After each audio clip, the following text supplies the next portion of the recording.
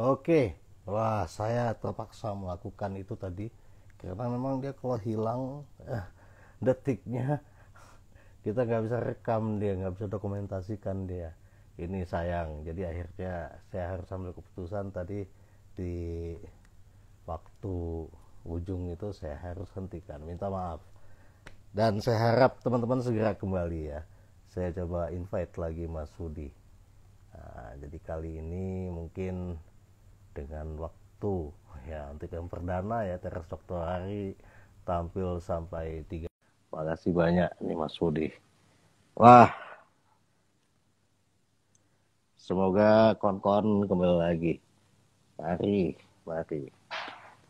Nah, sambil kita tunggu bagaimana Mas Hudi sudah bisa. Oke Mas Hudi, ini penting karena ya saya kira minta maaf nih. Karena iya aku udah hilang 2 episode Mas. Gara-gara kejadian begini. Jadi 2 episode itu nggak bisa kurekam. Sayang sekali waktu itu juga bicara tentang pendidikan ya. Bicara tentang musik festival. Aduh sayang sekali. Nah saya nggak berani kehilangan momentum ini untuk tidak sampai terdokumentasikan dengan baik agar nanti bisa kita kemas ulang ya jadi satu video pembelajaran buat siapapun. Nah, Mas Budi, kembali ke pertanyaan tadi. Ini ada Hanan Tisa Brani. Hanan Tisa Brani, terima kasih. Mas Bobi juga udah balik, makasih. Oke, Mas Budi. Apa yang baru dari komposisinya? Tadi Mas Budi kasih penekanan bahwa konser virtual konser region kelima ini ada yang baru itu komposisinya apa itu Mas? Silahkan. Aku pernah nggak tahu ya Mas. Atau yang memang aku nggak tahu Mas. Atau yang memang saya nggak tahu apa Mas. Apa kira-kira yang kamu nggak tahu dari Oke, aku share yang aku tahu bahwa itu sebenarnya bukan komposisi yang betul-betul disiapkan untuk pertunjukan konser virtual YGO, Thomas. Gimana sekarang itu punya daya sampai dia layak dipersiapkan sebagai pertunjukan virtual YGO. Kenapa tuh Mas? Gimana prosesnya? ya yang saya lakukan adalah yang kemarin karena komposisi baru itu ya mungkin mungkin suatu hari mungkin bisa Ari bisa bikin apa memperkenalkan komposisi yang aneh itu ke, ke publik. Yoi. Untuk Oke. ya, Nah, ya, bagaimana komposisinya nah, dibuat dan seterusnya. Tapi lepas dari itu uh, ketika ketika komposisi itu sampai ke tempat saya, kemudian yang saya lakukan adalah mencoba untuk membuatnya menjadi lebih pantas untuk didengarkan saat ini gitu ya. Jadi karena sebelumnya juga ada banyak keluhan yang lagu-lagu sebelumnya ya, misalnya lagunya Bobi kemarin ya, misalnya angkat masih katanya nggak jelas, yang terlalu tinggi lah, terlalu apa, walaupun itu bagi kita mungkin juga biasa-biasa saja, tapi untuk banyak orang juga tidak terlalu apa familiar gitu. Hingga lagu komposisi baru ini yang sangat lebih tidak familiar lagi secara di telinga gitu. Itu saya coba untuk membuatnya menjadi lebih ringan dengan menambahkan beberapa bagian gitu supaya ya tidak aneh terus dari depan sampai belakang gitu ya. Jadi, saya beri hiasan yang agak ringan gitulah kira-kira begitu yang saya lakukan. Sehingga itu berpengaruh juga dengan peran saya sebagai konduktor di situ, bagaimana mengganti apa ketika komposisinya yang pas bagian aneh, kemudian pas bagian yang agak lebih indah gitu ya, itu bisa berubah gitu, berubah dari yang aneh menjadi indah, menjadi aneh lagi, ya lagi aneh lagi gitu ya. Di situlah yang saya lakukan, yang coba saya kulik di situ. Berarti di situ fungsi Mas Sudi lebih ke musik editor ya, atau malah arranger lah. Bahkan juga Mas Sudi menambah bagian-bagian baru juga komposer ya. Dalam konteks itu, atau memang itu terkait dengan posisi Mas sebagai konduktor juga? Gimana tuh Mas? Ya sebenarnya enggak sih, karena posisi konduktor sebetulnya kan cuma main ya, seperti pemain yang lain, dapat part terus ya itu gitu ya, ya itu ya yang dimainin. Tapi karena ini kan beda persoalan ya, karena apa partitur yang didapat juga tidak lengkap, belum lengkap gitu ya, belum selesai 100% gitu. Belum lengkap juga harus dilengkapi gitu. Sehingga ya saya mau disebut sebagai komposer ya bisa, apa sebagai arranger ya bisa gitu, tapi kan tugas saya kemudian melengkapi itu. Nah setelah melengkapi kemudian yang yang yang yang karena ini mungkin ada hubungannya dengan apa, dengan pendamping. Kebetulan karena saya juga yang nanti juga akan menjadi sound engineer-nya, yang akan menata suaranya. Saya merasa bahwa conducting secara virtual itu ya di situ. Justru karena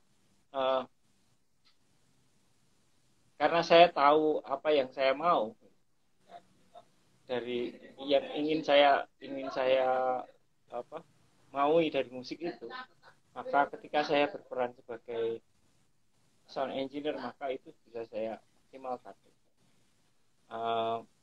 Saya ingin ini bagian lebih keras, bagian ini lebih lembut, kemudian dan seterusnya.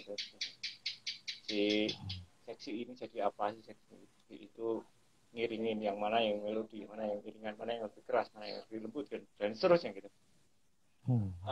Saya belum bisa terbayang bagaimana ketika sound engineer adalah bukan conductor. Ini yang saya juga belum tahu gitu. Apakah serumit apakah nanti apa persoalannya gitu. Ini hampir sama dengan kalau bikin film ya, sutradara itu bukan editor filmnya gitu. Nah, apakah bagaimana menciptakan itu gitu, menciptakan komunikasi itu ya, supaya maunya sutradara itu bisa tersampaikan lewat dengan kepada si editor. Kalau ini kebetulan sama ya, kebetulan karena sama. Itu ya pengalaman saya di situ. Ya. Jadi posisi sound engineer itu justru itu yang lebih berkaitan dengan posisi Mas sebagai konduktor. Ya. Jadi sound engineering yang Mas hasilkan itu adalah bayangan Mas saat itu memimpin sebagai konduktor ya. Jadi sebenarnya fungsi konduktor itu udah selesai seketika sound engineering itu udah final gitu Mas ya. Iya. Saya juga merasakan hal yang sama ya, ketika kebetulan karena saya juga lagi garap sandiwara radio ya. Ketika proses rekaman, proses rekaman, dan kebetulan saya jadi sound engineer juga, yang nanti juga akan proses pasca produksinya. Ketika proses rekaman, si artis itu ngomong ya, kan ketika artis itu ngomong kan belum ada apa-apa nih, belum ada musik latar, belum ada efek juga belum ada, yang ada kan hanya dialog ya. Bagaimana si artis ini berdialog dan bagaimana teknik micingnya, bagaimana dia harus mengucapkan kata-katanya. Itu sudah bisa terbayang duluan di saya ketika saya memandu rekaman itu tuh sudah kebayang, nanti mau saya bikin begini karena naskahnya begini, maka nanti suasananya seperti ini, sehingga si artis itu harusnya ngomongnya begini. Jadi kira-kira hampir sama yang saya lakukan dengan YGO ini. Ketika saya membuat panduan audio dan audionya itu, membuat panduan audionya itu saya sudah terbayang nanti hasilnya itu akan jadi seperti itu gitu. Sehingga saya butuh bahan mentah yang seperti ini gitu. Oke. Itu kaitannya dengan begitu ya. Jadi jauh lebih mudah Mas membuat video konduktor ya daripada membuat merancang sound engineering-nya ya. Jauh lebih mudah untuk saat posisinya menjadi konduktor atau membuat rekaman untuk conducting ya. Oh iya jelas. Kan nggak mikir aneh-aneh. Sudah terpandu dengan apa yang dipikirkan sekaligus ya. Jadi Mas Sudi kalau dari konteks visualnya nanti ini ada challenge nggak sama Mas Sudi untuk juga ya tadi biar nggak geli liatnya. Ya walaupun Mas Budi sebelumnya udah melakukan terobosan juga ya dengan posisi membelakangi kamera. Nah itu gimana tuh Mas? Saya nggak tahu kalau yang ini terserah nanti video editornya. Karena sampai sekarang saya masih belum masuk ke ranah itu ya, ke ranah video ya. Ya kemasan akhirnya videonya itu seperti apa itu saya belum masuk ke sana, meskipun sebetulnya mungkin suatu hari saya akan masuk ke sana karena buat saya sebuah media itu yang namanya multimedia harus jadi satu antara visual dan audionya itu harus jadi satu bagian yang utuh gitu supaya tidak dipisah gitu, tidak bisa dipisah gitu antara audio sendiri dan visualnya sendiri itu jangan dipisah gitu, jadi satu.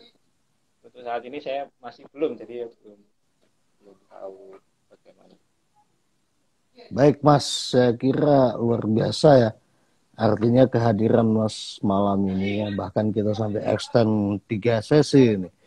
Itu mungkin yang pertama ya dari perspektif tentang hal yang seperti ini dalam diskusi-diskusi di mana saja ya, apakah teman-teman yang ada di Zoom atau teman-teman yang ada di YouTube channel ya mungkin mendiskusikan hal ini ya, challenge baru untuk pertunjukan virtual orkestra. Kita tadi udah mengupas tidak hanya dari perspektif entertainmentnya saja ya, tapi juga kita mengupas perspektif keilmuan ya, experience-nya Mas Budi. Apalagi ini dengan posisi Mas Budi yang saat ini lebih fokus dengan musik gitar orkestra ya, bukan orkestra biasa umumnya yang kita tahu juga, di mana literaturnya juga belum ada ya. Mudah-mudahan YGO akan memfasilitasi literatur baru ya, sehingga akan muncul formasi orkestra unik lainnya yang juga sedaya dengan megahnya Simfoni Philharmonic Orchestra. Nah, di akhir, mungkin kita anggap ini akhir, walaupun mungkin tidak sampai 1 jam, saya ingin sedikit kepoin Mas Budi ini. Saya mau mancing dengan satu komposisi yang pernah Mas Budi buat, dan saya nonton di YouTube, judulnya Bau. Iki apa toh Mas? Bau iki apa? Ya walaupun dijelaskan oleh si vokalis ataupun apa ya namanya, bukan vokalis juga itu ya, seperti narator ya, tapi naratornya juga seperti penyair gitu, bacanya juga kadang ada deklamasi ya, yang katanya adiknya Mas Budi itu ya.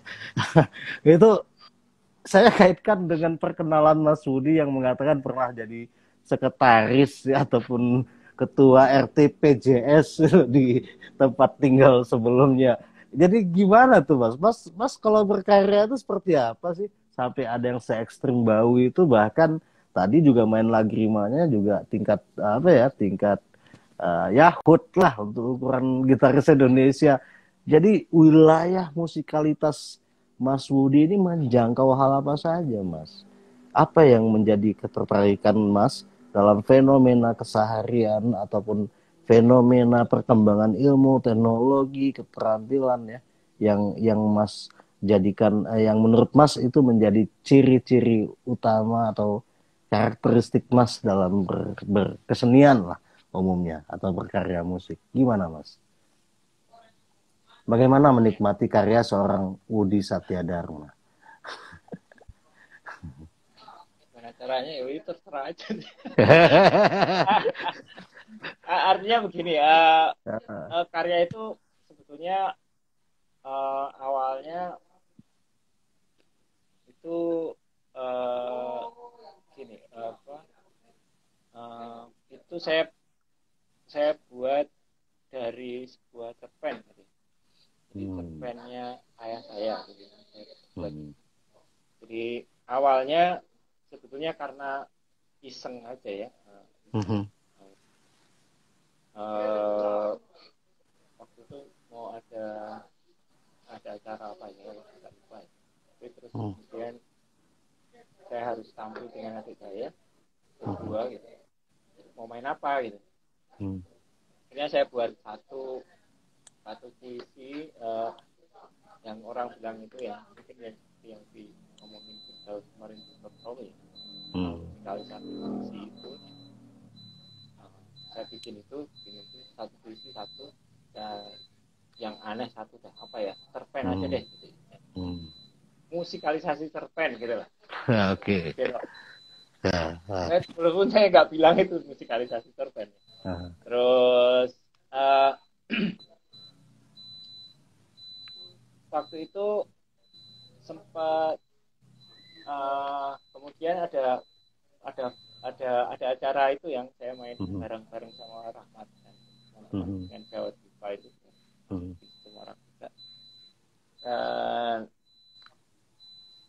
itu acara itu festival gitar itu dibuat oleh Prim Gitar waktu itu di Jogja. Kemudian ada kalau paginya ada kompetisi lalu malam ada pertunjukan. Dan kebetulan kita panitia, saya di Semarang, Rahmat, Anton itu jadi panitia penyelenggara festival itu.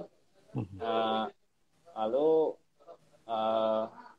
kita bikin pentas bareng dan kemudian apa ya main apa ya udahlah ini lagu ini aja deh aku punya komposisi tadinya solo terus saya buat jadi quartet dengan vokal jadi ya hanya begitu saja sih. Oke. Apa yang aneh jadi, apa yang dirasa aneh sih sebenarnya? Ya kalau saya lihat memang ya kalau boleh jujur saya melihat ada keluasan ya berkarya atau berkeseniannya Mas Woody ini ya dan cenderung cepat ya kalau tidak ada sesuatu yang menghalangi apapun bisa cepat gitu. Sepertinya Mas sangat punya modal yang baik ya baik secara teknis keterampilan ya dan juga kesungguhan ya sehingga selain juga banyak ragamnya saya pernah lihat Mas Woody main gitar dengan membaca puisi ya walaupun itu juga terfasilitasi dari partiturnya misalnya karya-karya dari komposer Jerman ya atau mungkin bahkan Mas Woody buat sendiri gitu ya tapi orang lain jarang melakukan itu maksudnya itu tidak sama ya termasuk dengan ya kalau saya kan di gitar klasik cenderung ke situ saja saya nggak berani juga kayak Mas Woody main bass terus juga apa ya siap untuk apa saja lah ya dengan posisi apa saja gitu ya Mas Woody melihat musik ini sebagai apa ini Mas apa Mas memang udah sangat kekuh ya dengan sangat mencintai musik dan memang terus udah memang memilih ini untuk melakukan apa saja dengan alam pikiran musik gitu atau gimana Mas?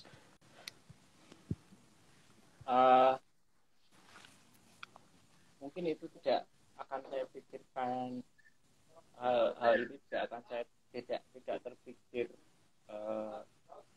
tahun 90-an itu tahun 90 itu tuh saya nggak akan berpikir ini mungkin kalau kejadiannya berbeda.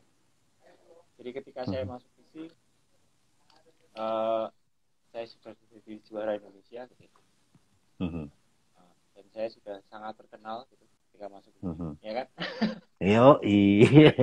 Budi sate ada Harma ya. Oke, terus? Dan dan waktu itu saya diajak konser sama Mas Andri. Itu di Gedung Seni Sono. Waktu itu Seni Sono masih belum jadi Istana Negara seperti sekarang. Sekarang Gedung Seni Sono itu sudah jadi bagian dari Istana Negara. Saya baru tahu tuh malah. Di Jogja. Sudah tidak jadi gedung kesenian lagi gitu ya.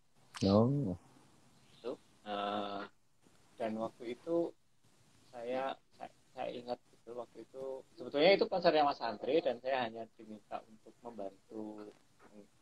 Konsernya itu 3 hari atau 2 hari itu saya lupa. Saya diminta untuk jadi partisipan gitu. Karena mungkin dianggap murid yang hebat gitu ya. Saya dan Rahmat. Waktu itu saya main apa ya, saya lupa lagunya main The Lesson. Ini. Dadadang dang dang, dadadang dadadang dang dang, dadang dang dang dang. Canzonetta bukan? Canzonetta. Ya. Oke. Canzonetta. Di bagian 2 itu kan cepet banget itu. Betul. Dadadadadadadang dadadadang dadadadang. Itu kan cepet. Iya. Di bagian 2 itulah ketika saya main di depan panggung, di atas panggung. Tangan saya kram. Wow.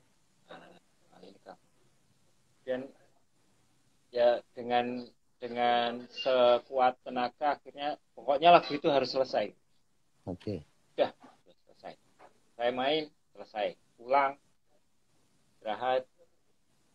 Nah, hari berikutnya terjadi perubahan dengan diri saya. Tangan ini tidak lagi bisa seperti dulu. Jadi mulai setiap hari mulai terjadi perubahan dan makin lama makin lemah, makin tidak bisa disuruh tangan ini. Sehingga kalau orang bilang beberapa kali, setiap kali ada workshop di kampus gitu, saya selalu nanya apa yang terjadi dengan saya gitu, terjadi dengan diri saya. Itu katanya overuse syndrome katanya. Wow. Di sindrom karena terlalu banyak overuse itu tadi. Jadi kurang ada keseimbangan. Katanya sih kurang ada keseimbangan. Tapi saya sendiri sebenarnya belum tahu apa yang terjadi dengan saya. Itu terus menerus terjadi ya. Setiap hari semakin buruk betul. Sehingga kemudian saya makin tidak pede itu sebagai gitaris. Nah itu saya pikir saya nggak bisa lagi nih jadi gitaris. Ini nggak bisa. Ini kayak gini kok nggak mau disuruh gitu ya. Tangan itu nggak mau. Jika kalau ujian di kampus gitu ya, ujian mayor. Saya cari partitur yang lagu yang kira-kira dosen itu pada nggak tahu apa ya.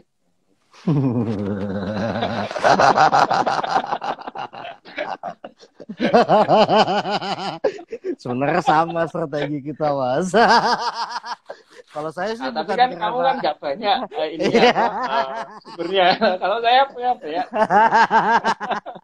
Itu kalau istilah Bob itu finger locking katanya. Cuman kalau saya sih bukan karena finger locking, karena memang malas latihan.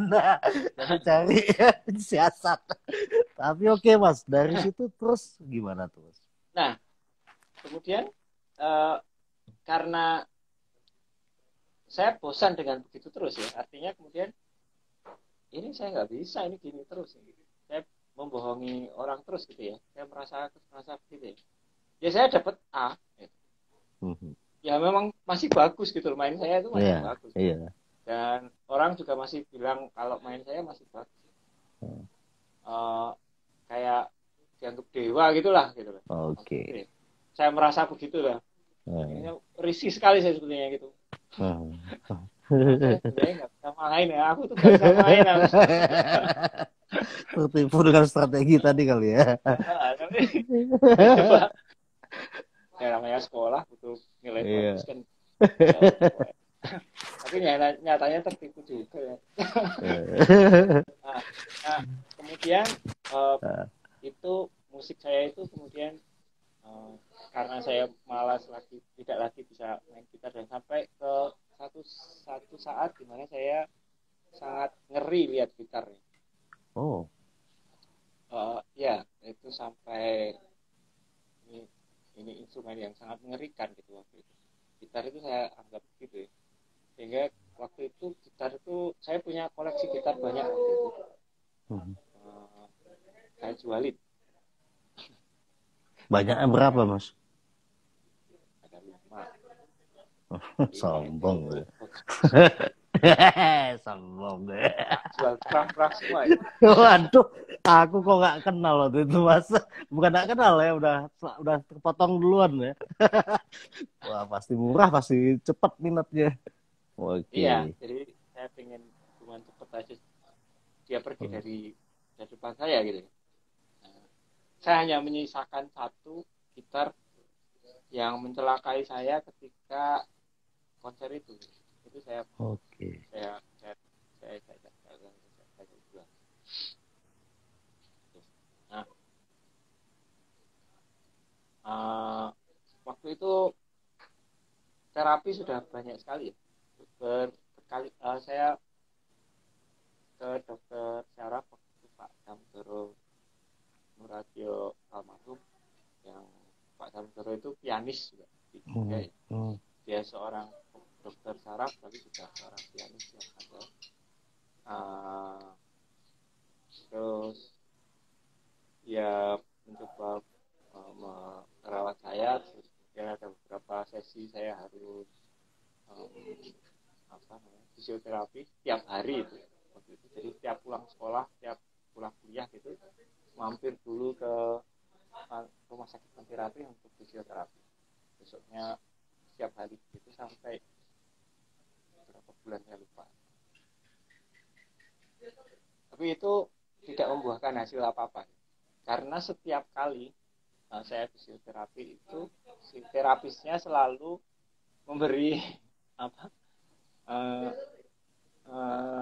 hasil analisisnya itu berbeda. Oh, yang ini nih yang nggak beres.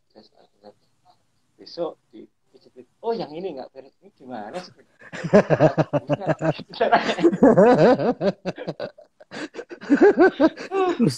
Lucu.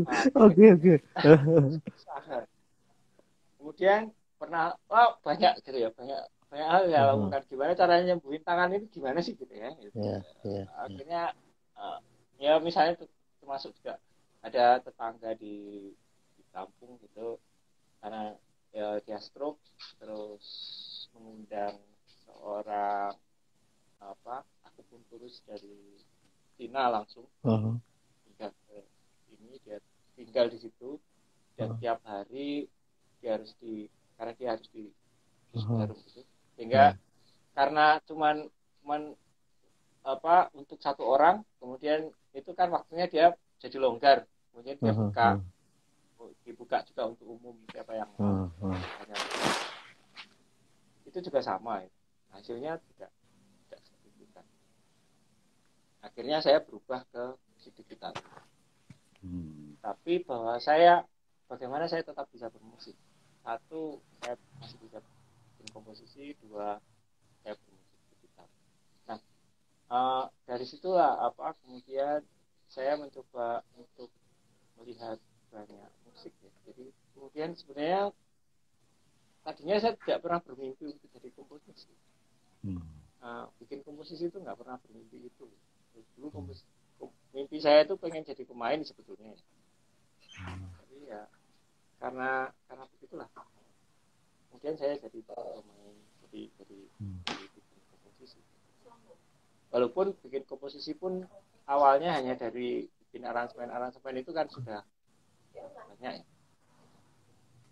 kebetulan karena saya juga suka bikin dari SMA gitu, sudah bikin aransemen buat yang buat kagum lah, yang buat paduan suara lah. Nah, itu. Nah, hubungannya dengan bau tadi itu karena itu tadi ya, karena banyak orang bikin musikalisasi puisi ya, karena waktu itu ya forum sastra ya, aku bikin yang belum ada apa cerpen ya, aku bikin musikalisasi cerpen. Panjang ya, biarin ya, namanya juga cerpen. Iya, namanya juga cerpen. Tapi kalau teman-teman mau nonton boleh tuh di YouTube-nya Mas Sudi ada itu bau. Saya sangat menarik ya, buat menurut saya sangat menarik. Ya, saya melihat itu adalah kalau tadi cerpen katanya berarti cerpen yang musikal. Saya salah satu yang nggak kurang suka pakai istilah musikalisasi ya Mas. Kayak reboisasi gitu Ya, loh. ya makanya itu sebetulnya kemarin di forumnya Firdaus kan saya mau pengen bicara, cuman karena baterai saya habis jadi nggak jadi. Oke, bicarakan di sini. Apa yang Mas ingin kritisi dari forumnya Performi kemarin? Khususnya masalah musikalisasi puisi itu. Jadi kalau saya begini, kalau orang lihat sebuah puisi kemudian dibikin itu, kemudian sebutannya jadi musikalisasi puisi gitu kan. Oke. Ya, ya. Atau ketika saya bilang ini musikalisasi puisi, oh berarti ini dari tadinya puisi terus dibikin lagu atau dibikin apa gitu. Itu kan. Kalau saya bilang musikalisasi cerpen, kemudian berarti ada cerpen terus saya bikin musik. Saya melihat kalau itu bahwa yang sebetulnya yang disebut dengan musikalisasi puisi adalah bukan produk akhir tapi proses. Jadi kayak kemarin misalnya dipertanyakan, kemarin kalau sebetulnya kalau itu nanti musikalisasi puisi itu dilombakan antar SMA, ya, terus konsepnya bagaimana gitu, kan? Terus yang dinilai apanya, gitu kan gitu. Musiknya atau puisinya gitu ya? Jurinya siapa? Misalnya kan gitu. Jurinya siapa? Gitu. Nah, saya tuh mau ngomongin itu sebetulnya tadi kemarin. Tapi ya. Jadi kalau saya begini, mungkin ilustrasinya begini. Kalau kita nonton Harry Potter misalnya, film Harry Potter, tahu film Harry Potter, atau kalau yang film Indonesia itu apa ya, Laskar Pelangi misalnya. Apa bedanya nonton Harry Potter dan Laskar Pelangi dengan misalnya nonton Die Hard atau misalnya apa ya, Spider-Man Homecoming misalnya. Apa bedanya? Harry Potter dan Laskar Pelangi itu adalah dasarnya dari novel. Oke. Kan? Novel. Kan? Kalau Spider-Man Homecoming itu bukan dari komik, itu buatan baru. Die Hard itu juga bukan dari novel, tapi yang Laskar Pelangi dan Harry Potter dari novel.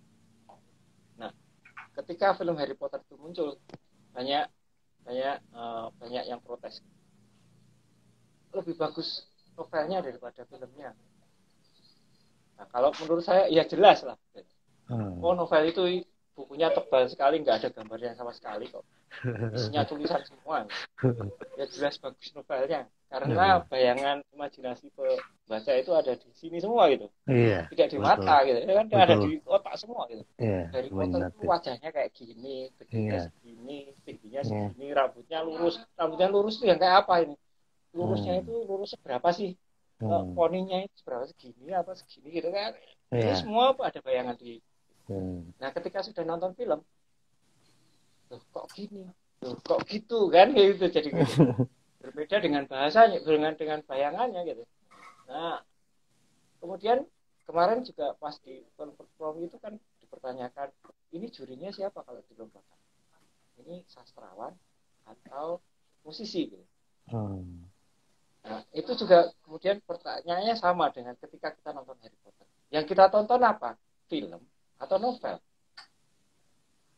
Kalau ada kompetisi film, bikin film Harry Potter, yang harus diundang, yang diundang jadi juri siapa?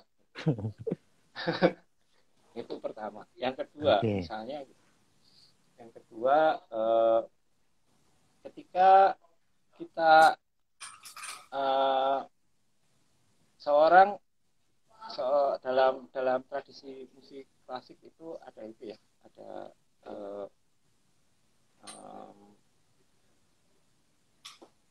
pemain musik klasik adalah hampir sama dengan seorang pembaca puisi. Jadi sudah ada naskahnya, sudah ada puisinya, tugasnya adalah membacakan. Sehingga kemudian timbul dua hal dalam melihat estetikanya. Apakah yang harus dilakukan?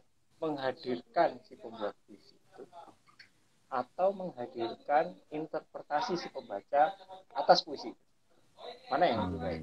Yaitu sama dengan sampai sekarang masih ada banyak polemik ya untuk itu ya. Ketika main lagu klasik itu, apa yang harus dihadirkan, si komponis, atau kalau main lagu tarika ya harus tarikanya harus muncul gitu.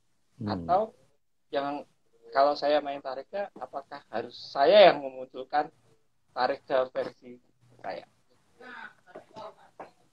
Jika kalau kita nonton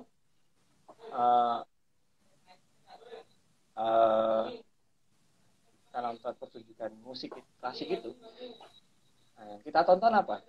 Tarika atau komposisinya atau interpretasinya? Itu kan berkaitan dengan ketika berkaitan dengan lomba tadi. Lomba tadi ya, itu jadi jelas sebenarnya ya. Kemudian yang ketiga, ilustrasi ketiga, ilustrasi ketiga itu misalnya gini, kalau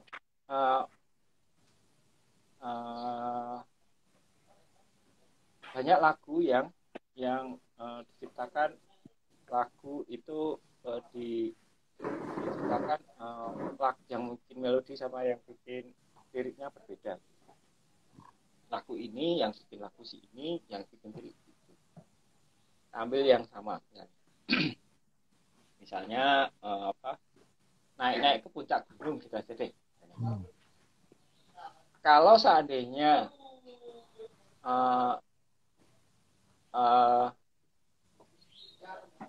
yang lagu naik-naik ke puncak gunung itu yang jadi duluan adalah liriknya. Jadi itu sebuah puisi. Naik ke puncak gunung, tinggi sekali. Lalu itu dikasih ke saya bikin lagu. Naik ke puncak. Itu yang terjadi adalah itu naik ke puncak gunung adalah musikalisasi puisi. Itu kan? Yeah. Jadi kalau yang jadi lagunya duluan,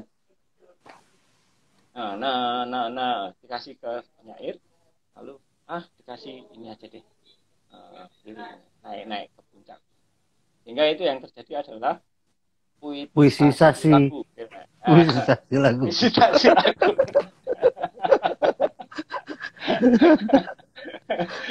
Menarik.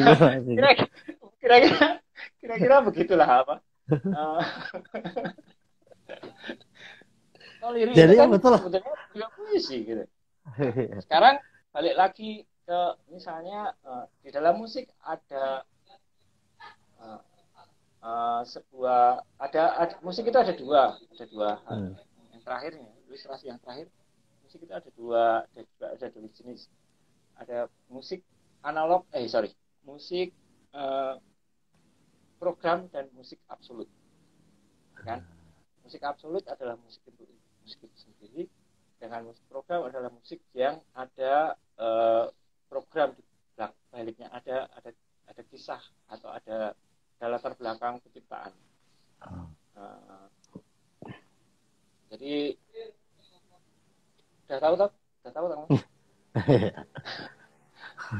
Nah, misalnya kita bicara musik program. Kalau yang disebut dengan musikalisasi puisi, musik program itu misalnya musik vokal itu rata-rata musik program, karena ada liriknya, ada cerita sesuatu, pasti itu musik program.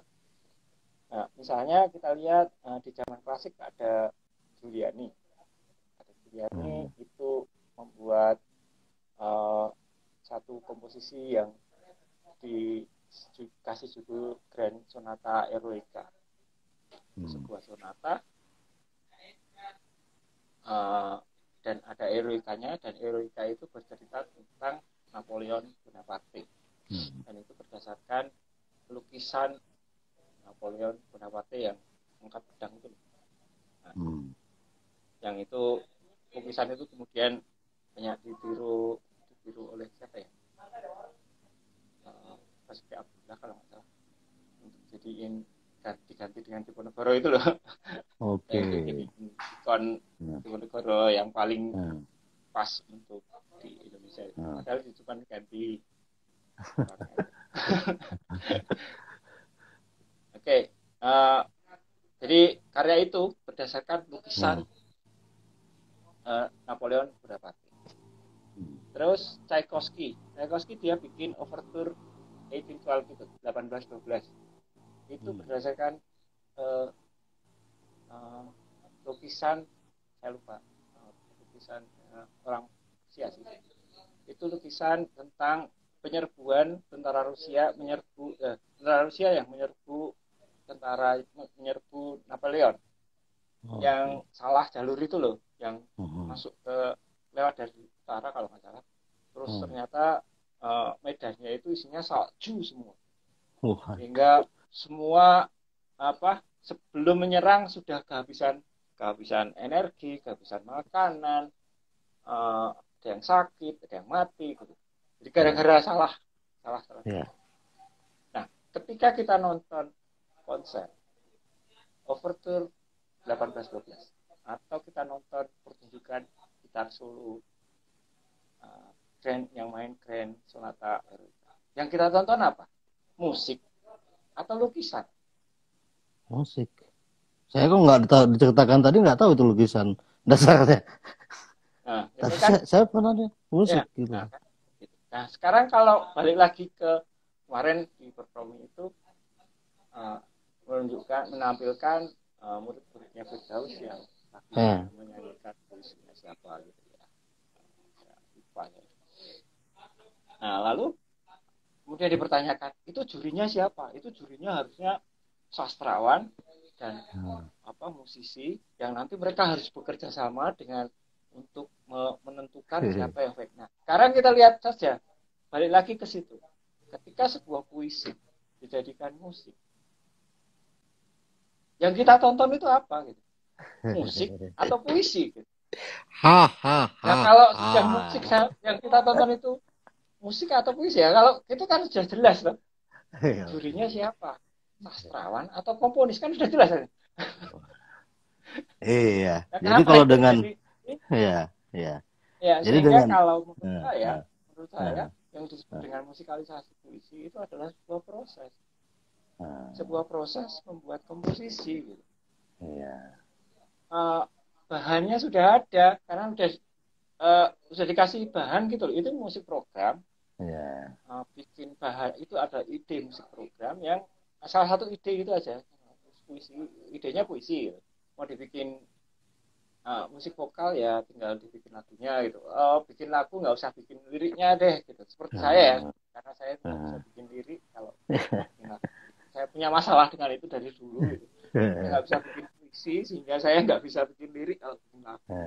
Ya cari lirik dong, buru lirik. Iya. Dan kemudian mau dibikin musik instrumental ya dasarnya itu.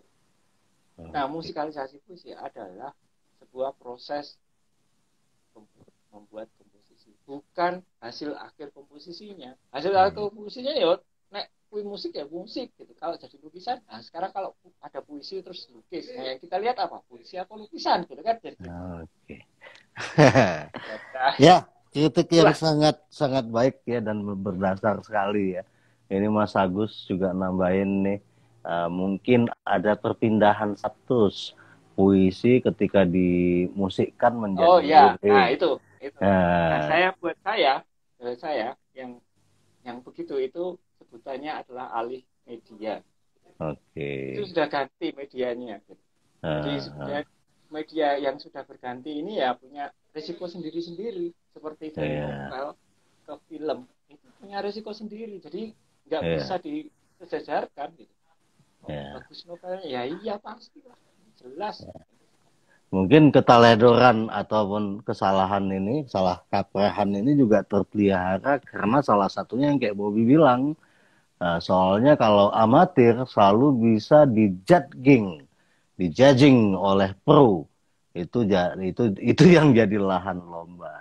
Jadi ada urusan seperti itu juga kadang-kadang dalam pelaksanaan sehingga ya keterlanjuran ini ya terus terpelihara ya. Ya walaupun belum tahu juga berarti yang benar itu ya sebagai karya akhir dia adalah musik ya. Jadi nggak harus dengan Ya saya nggak tahu ya musikalisasi. artinya. Artinya itu menurut saya ya itu. Yoi. Ya saya pun salah tadi, saya punya pendapat juga kan puisi musikal, tapi dengan penjelasan Mas Budi tadi ya saya pun ikhlas menggugurkan itu ya, nggak tepat juga dikatakan sebagai puisi musikal ya. Oke kawan-kawan luar biasa, bahkan kita tadi udah nyentuh aspek paling personal dari Mas Budi ya, sehingga beliau justru ya, nah ini mungkin juga kuasa Tuhan ya, malah mungkin sekarang dayanya lebih luas kalau andai kata cuman jadi maestro gitar ya, tapi udah jadi bahkan maestro musik secara luas. Mas Budi, makasih banyak Mas Budi, banyak sekali yang udah kita sampaikan ya, dan saya kira ini akan sangat bermanfaat ya, terutama buat kawan-kawan saya. Ini ada yang tadi belum saya sebut ya, Mas Agus Balbu tadi bergabung belakangan ya, terus ada Teresa Yanwarti 7, terima Jadi kasih. Nah, kemudian ada siapa lagi tadi yang setia yang Mas Bobi di sini ya. Nah, ada juga Aidil Akbar. Nah, ini murid gitar saya yang malas latihan nih, sibuk cari uang. Udah jadi saudagar deh. Ini jadi apa? Teman-teman banyak sekali yang kita kupas malam ini, dan ini perdana ya buat Teras Dokter Ari bisa sampai 3 sesi, dan Mas Budi tetap nyantai ya, santai. Oke Mas Budi, mungkin ini sesi apa pertanyaan yang paling akhir. Apalagi nih obsesi musik Mas Budi di sisa-sisa saga ya, sisa-sisa kayak maksudnya sorry Mas, kita sama kok Mas Baya Mas, 25-an kita masih iya ya, sudah sudah mendekati ini ya. ya enggak Udah lah. mulai bau tanah. Mau surga kali. Oke Mas, apalagi Mas yang masih ingin Mas raih lah untuk apa, banyak banyak teman-teman lah yang pasti saya sendiri sangat membutuhkan ya, apa presentnya Mas Sudi dalam proses ya, teman-teman YGO mungkin ya juga sangat membutuhkan hadirnya Mas Sudi dalam proses berkembangnya YGO baru kita. Selain itu Mas, apalagi atau di YGO sendiri ada obsesi apa Mas Budi? Silakan Mas. Nah, apa ya? Kalau bereksplorasi saya belum berhenti bereksplorasi ya. Nah, tergantung apa yang ada di depan saya. Sekarang ada YGO ya, sebetulnya saya minta izin untuk saya eksplorasi habis-habisan kalau boleh gitu. Wah, silakan. Sangat sekali Mas. Manfaatkan untuk Ah, ah. bereksplorasi, mungkin bisa Hmm. di mungkin saya tidak akan banyak menulis tentang apa yang terjadi dengan YGO, tapi mungkin bisa dari eksplorasi saya mungkin bisa jadi dokumentasi teman-teman YGO yang lain gitu. Uh, karena mungkin saya akan mungkin lebih banyak menghabiskan energi untuk bereksplorasi di situ ya. Eksplorasinya saja gitu ya. Jadi nanti hasilnya biar kamu aja yang nulis lah gitu. Siap. Siap, siap. Kita sangat Kalau paham yang ya. lain sih saya juga mau mengangkat musik tradisi di Indonesia ya. Salah satunya yang karena saya bermain di musik digital, saya ingin masih punya obsesi pengen bikin apa itu digitalkan, digitalisasi, mendigitalisasi musik Nusantara gitu. Itu yang saya ingin dari sementara yang lain musik-musik di yang lain sudah banyak ya. Kalau kita lihat di market itu musik dari banyak negara yang lain, banyak suku, banyak tribes yang lain itu sudah banyak didokumentasi, dijadikan digital, dan jadi semua musisi itu bisa memainkan instrumen itu secara digital. Sementara di yang musik Nusantara ini belum. Ada beberapa yang sudah membuat tapi kurang bagus ya menurut saya.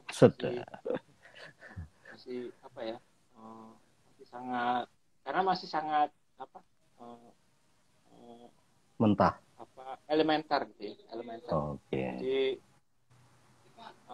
tidak masuk ke musiknya itu sendiri. Jadi biar kalau misalnya gamelan ya, gamelan orkes gamelan itu biar tujuannya biar aku juga bisa bikin gamelan tapi secara digital saja.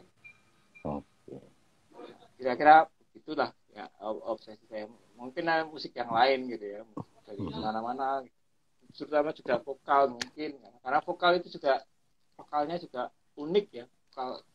Vokal Nusantara ini juga unik. Tekniknya itu beda banget dengan teknik vokal di Barat.